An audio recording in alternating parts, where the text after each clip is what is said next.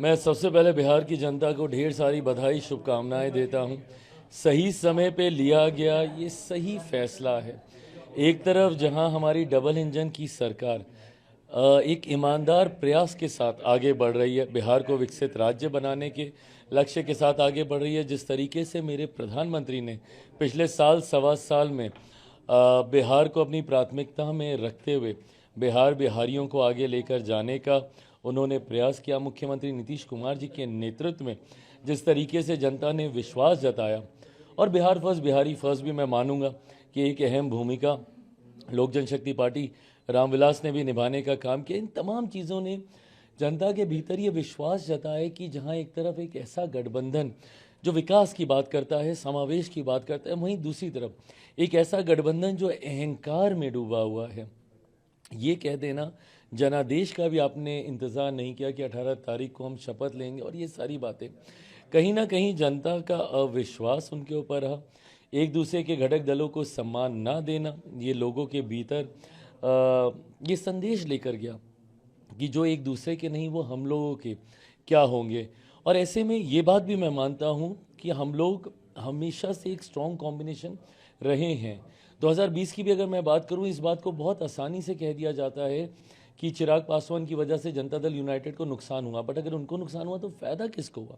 फ़ायदा राजद को हुआ था उस वक्त। आज जो राजद अहंकार में इस बात को मानती है कि वो सबसे बड़ी पार्टी अपनी काबिलियत पे बनी नहीं बनी थी, आपको लाभ वहाँ पे हुआ जहाँ पे जनता दल यूनाइटेड को नुकसान हुआ डिवाइडेड एनडीए का।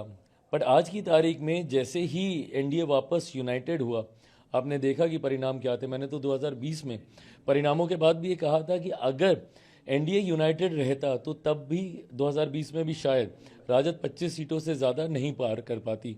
तो ऐसे में राजद तो अपनी ज़मीन 2010 में ही खो चुकी थी। 2015 में मुख्यमंत्री नीतीश कुमार जी की वजह से राजद अस्तित्व में वापस लौटा। 2020 में मेरे चुनाव के लिए लड़ने की वजह से राजद को बल मिला। बट आज की तारीख में जब सारी परिस्थितियां जैसे होनी चाहिए थी वैसे ही थी, यूनाइटेड एनडीए सब एक साथ, आपने परिणाम सामने देखे कि पूरी तरीके से राजद धराशायी हुई है, महागठबंधन कोलैप्स हो गया है। कांग्रेस तो शायद अब अपना अस्तित्व भी पूरी तरीके से समाप्त कर चुकी है। और जिस तरीके से चिराग जी कल भी तेजस्वी यादव ने दावा किया था, आज भी कह रहा, और साथ साथ अफसरों को लेकर के भी एक बात कही थी कि पिछली बार जो उन लोगों ने की थी उस वजह से जो है दबाव के तहत जो है रिजल्ट अनाउंस कर दिया गया था कई जगहों पर। इस बार भी क्या लगता है, फिर वही चीज़ रिपीट करेंगे क्या? ये लोग बहाना हर चीज़ में पहले से ही तलाशने लगते हैं। आप बताइए, एक पार्टी जो इतनी अराजकता की सोच रखती हो उनसे आप क्या उम्मीद कर सकते हैं? जिस तरीके से कल इनके द्वारा बयान दिए गए कि भारत में भी नेपाल, बांग्लादेश, श्रीलंका जैसा माहौल बना दिया जाएगा। कांग्रेस के वरिष्ठ नेता राहुल गांधी जी बार बार ये बात कहते रहते हैं कि जेनजी को देखना चाहिए, उनको भूमिका अपनी निभानी चाहिए। ये प्रोवोक करने वाली राजनीति कम से कम बिहारियों के संस्कारों में ये बातें नहीं हैं। तो ऐसे में हर बात पे बहाना ढूंढ लेना, अफसरों को दोष देने लगना, ईवीएम को दोष देने लगना, एसआईआर के ऊपर ये लोग ठीकरा फोड़ने का प्रयास करते हैं।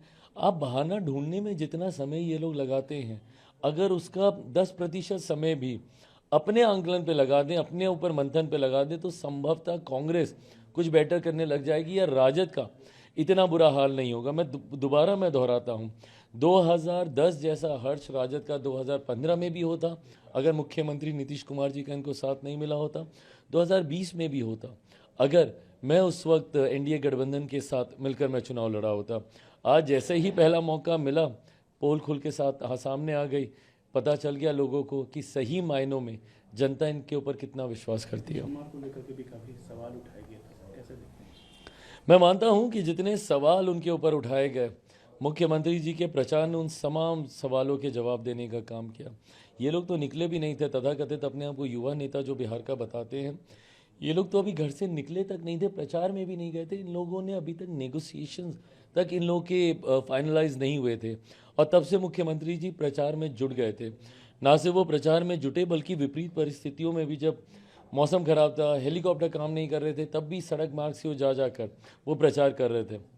उनकी स्वास्थ्य को लेकर जितनी टिप्पणियां कही गई, देखिए बिहारी कभी भी ना व्यक्तिगत टिप्पणी या मर्यादा से नीचे जाकर टिप्पणियां कोई बिहारी बर्दाश्त नहीं करता। भले वो मुख्यमंत्री जी की सेहत को लेकर कही गई हों, भले वो प्रधानमंत्री जी की मां को लेकर कही गई हों, भले पहले चौकीदार चोर है अब वोट चोरी कह के कही गई हों, या किसी भी मंच पे वो नाचने लगेंगे वोटों के लिए, ये तमाम बातें बिहारी संस्कारों में नहीं हैं। ऐसे में इस बात का नुकसान ही बार बार महागठबंधन को हुआ है और एक बार फिर हुआ है। आपकी जो है पार्टी की अच्छी खासी सीटें आई हैं, क्या आप चाहते हैं कि सरकार बने तो आपको जो है पोर्टफोलियो मिले या उप मुख्यमंत्री पोस्ट के लिए आप? देखिए 2024 में भी मुझसे पूछा गया था जब मेरा 100% स्ट्राइक रेट था कि क्या आप क्या चाहते हैं सरकार में। मैंने बस इतना कहा था कि एक बार फिर से मेरे प्रधानमंत्री देश के प्रधानमंत्री बने, वो तीसरी बार प्रधानमंत्री पद की शपथ ले, बस मेरी इच्छा इतनी ही है। ऐसे में मैं पुनः बस मैं ये कहूँगा कि एक डबल इंजन की सरकार, मेरे प्रधानमंत्री जी के सोच वाली सरकार, मुख्यमंत्री नीतीश कुमार जी के अनुभव वाली सरकार और चिराग पासवान के बिहार फर्स्ट बिहारी फर्स्ट की सरकार बने। जनता से जो वादे किए हैं उन वादों को हम लोग पूरा कर सकें, बस इस लक्ष्य के साथ आगे बढ़ रहा हूँ। ऐसा वादा चिराग जी, 25 से 30 तो मुख्यमंत्री नीतीश कुमार हैं, लेकिन 30 से 35 क्या चिराग पासवान जी आ सकते हैं मुख्यमंत्री? मैं 30 से 35 में चिराग पासवान की क्या भूमिका रहेगी, उस पड़ाव को पार करने से पहले 2029 का भी एक पड़ाव है। एक बार फिर से मुझे 2029 में मेरे मौजूदा प्रधानमंत्री आदरणीय नरेंद्र मोदी जी को देश का प्रधानमंत्री बनाना है, वो बड़ा लक्ष्य है। एक बार 2029 के लक्ष्य को, उस पड़ाव को हम लोग पार कर लें, फिर 30 की बात करें।